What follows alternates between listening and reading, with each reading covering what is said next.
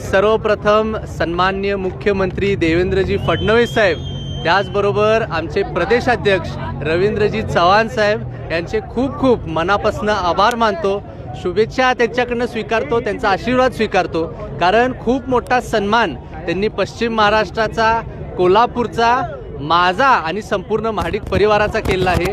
त्यांचा आणि त्यांच्या संपूर्ण केडरचा मी खूप खूप मनापासून ऋणी आहे.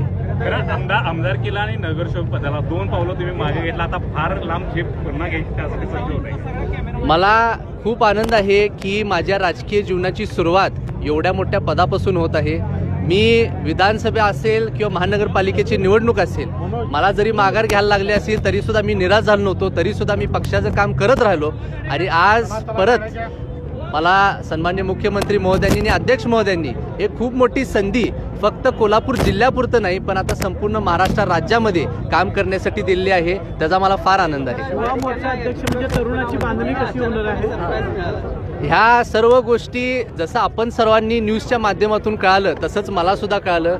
सकाळी 8 वाजता सन्मान्य रवींद्र चव्हाण साहेबांनी जी प्रेस कॉन्फरन्स घेतली होती त्याच माध्यमातून मी सुद्धा न्यूज चॅनलवरून बघितलं आणि त्यानंतर माझा त्यांच्याबरोबर फोन झाला. मी त्यांना म्हणलं सुद्धा की साहेब मला तरी कल्पना द्यायची होती आणि साहेबांनी मला सांगितले की तुझ्यासाठी सरप्राईज आहे आणि आता हा पक्ष तुझ्याबरोबर ताकदीने उभा राहणार आणि तू संपूर्ण महाराष्ट्र राज्यामध्ये काम करायचं. तुम्ही सीएम साहेबांची भेटला, अनेक मंत्र्यांशी भेटला, केंद्रीय मंत्र्यांशी भेटला, काय त्यांच्याशी संवाद झाला, कशावर? मला सर्वच मंत्री महोदयांनी आणि खास करून मुख्यमंत्री महोदयांनी त्यांचे विचार मांडले.